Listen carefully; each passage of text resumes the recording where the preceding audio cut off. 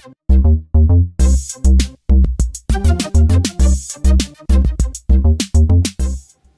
hi YouTube, Mr. Who's the Boss here, and I finally took the plunge and bought the Vita Slim. So in this video I'm just going to talk about how it compares to the original Vita, and do I think you should upgrade to it or buy it if you're coming straight into the Vita market. So first of all, it's actually a little bit bigger. It feels bigger in the hand, and it's actually really comfortable to hold. Now the first thing you're going to notice is probably the LCD display, compared to the OLED, which a lot of people had complaints about, but personally, I actually like it. I mean, it is clear that, colours are really saturated on the OLED display. They're beautiful and crisp, and there's deep blacks and everything does look really, really nice. But on the LCD, it's definitely no slouch. It's just as good as a lot of smartphone displays, maybe not quite in terms of resolution, but definitely colour reproduction. And to be honest, in some cases it's better. For example, in low lighting conditions, it actually is less strenuous on the eyes. So in terms of the thinness of the device, it's actually a lot thinner, something like 20%, and it feels like more than that. In comparison, the old Vita just feels like a behemoth. Seriously, I mean, the new Vita is a lot sleeker. I really like the buttons and the LED lights. I mean, they all kind of work together to make it seem like a more finished product. And really, compared to the Vita Slim, the old PS Vita just seems like this sort of glass giant.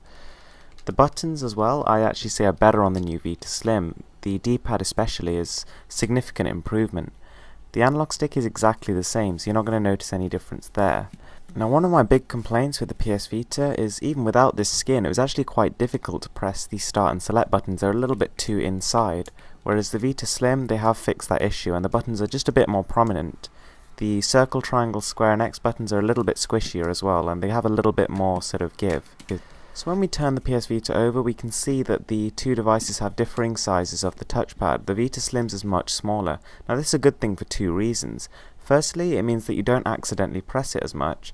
And secondly, it leaves more room for these grips, which are nice and sort of large, and it means that, you can grip the Vita better if you've got larger hands, which a lot of people, again, complained about with the original Vita.